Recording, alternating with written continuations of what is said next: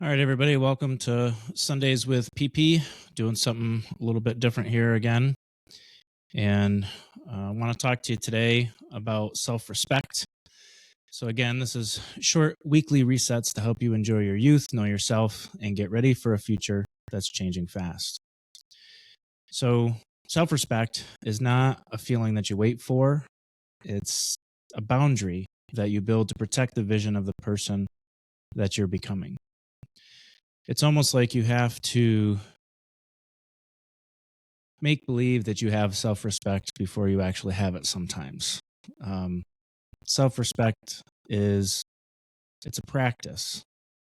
And when you practice boundaries, for example, when you know who you are, you have a vision for your life, you're doing what you want to do, and you're becoming the person that you want to become, that gives you self-respect, right? Self-respect comes from the courage of making decisions and seeing them through. So to have a life vision, you have to have a territory to build it on. You know, boundaries are not meant to keep the world out. They are the fences that define your mental real estate, which I talked about last week. So if you allow everyone else to decide how you spend your time and your energy, you're letting them build their vision on your land. They're like trespassers of your mind.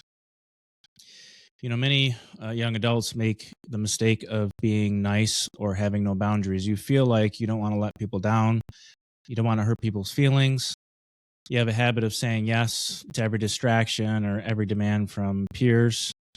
When you do that, when you're saying yes to everything, you're effectively stalling your own growth. You're saying no to yourself. If you don't have any vision or care or anything like that, sometimes saying yes could lead to some things. So you say yes to everything. Maybe you have a fear of missing out and you need to say yes to everything. Well, the funny thing is that when you have a vision for your life, less is more. So the fear of missing out actually goes away because you're making strategic decisions for yourself to better yourself and to have that life that you want to, that you envision, that you want to have it come into reality. In Meditations by Marcus Aurelius, he speaks of an inner citadel. It's a place within your mind that no one can conquer unless you surrender the keys.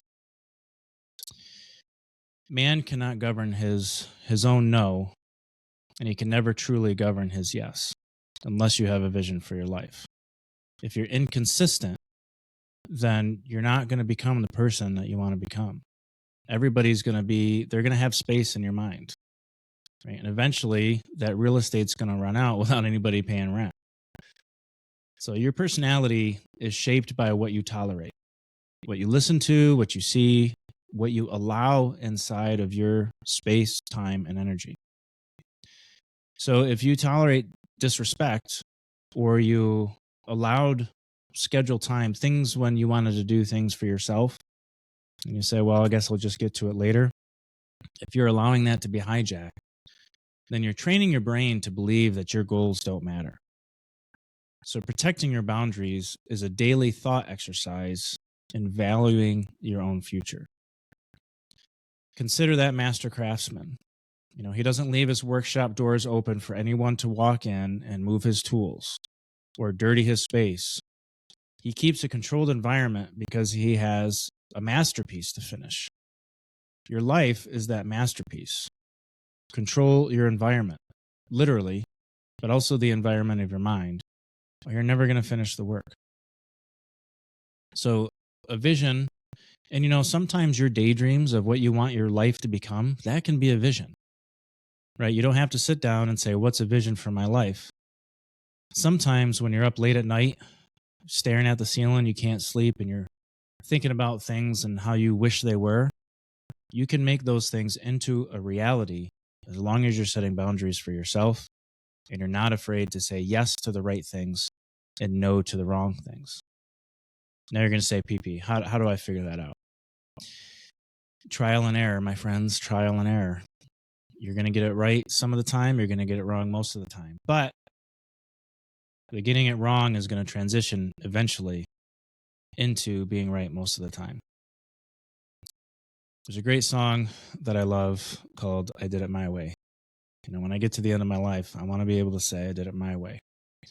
Now, granted, I am a Christian, so I do want to say that I did it God's way, and I want my way to be God's way. So that kind of goes hand in hand.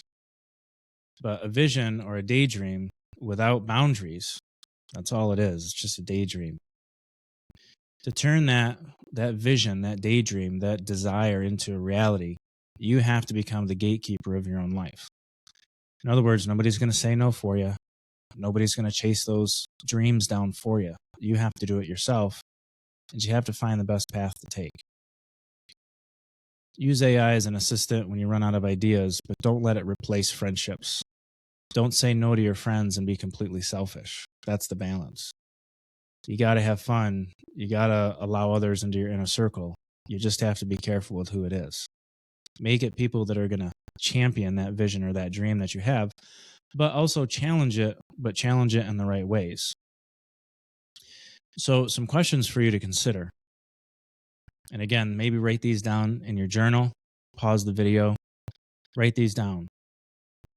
Who or what is currently taking up the most real estate in your mind without your permission? Does your current schedule reflect your life vision or dream? Or is it a collection of other people's priorities and ideas? I'm just going to say here, sometimes the best ideas can be stolen ideas. Just steal them in the right way. Give credit where credit's due. What is one yes you said this week that you actually wanted, but you needed to say no to? So again, who or what is currently taking up the most real estate in your mind without your permission? Does your current schedule reflect your life vision, or is it a collection of other people's priorities? What is one yes you said this week that you actually wanted and needed? And what is something that you needed to say no to that you said yes to?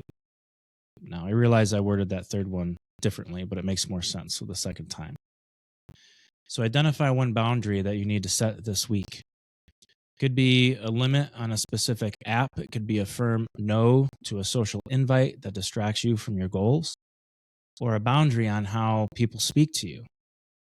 Write it down as a rule to yourself. Say, I do not, and then whatever it is, I do not allow this to happen during this time. Or I'm not going to allow this person to speak to me this way anymore. Even have like a rehearsed rebuttal if you need to.